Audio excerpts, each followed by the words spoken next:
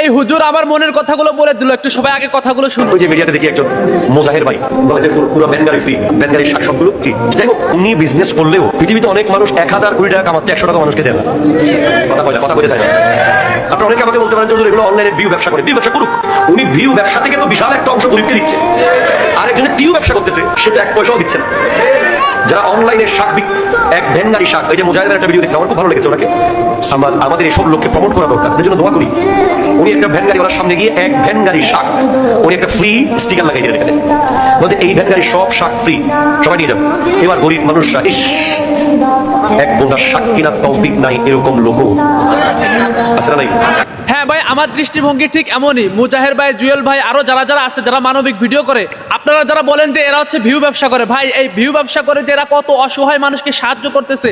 এদের এই ভিউ ব্যবসার জন্য অনেক মানুষের দুমুঠো খাবারের ব্যবস্থা হচ্ছে, এদের এই ভিউ ব্যবসার জন্য অনেক মানুষের চিকিৎসার ব্যবস্থা হচ্ছে, এদের এই ভিউ ব্যবসার জন্য অনেক মানুষ একটু ইনকাম করে খেতে পারতেছে, এদের এই ভিউ ব্যবসার জন্য অনেক মানুষ অনেকভাবে ভালো আছে।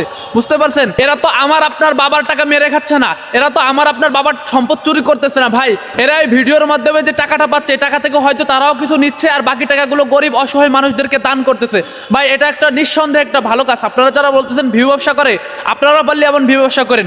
প্রত্যেকটা থানায় থানায় যদি এমন এক একজন ভিউ ব্যবসা হয় যারা ভিডিওর মাধ্যমে গরিব অসহায় মানুষদেরকে দান করে, তাহলে আমার মনে হয় বাংলাদেশে আর কোনো দরিদ্র মানুষ থাকতো না। বুঝতে পারছেন?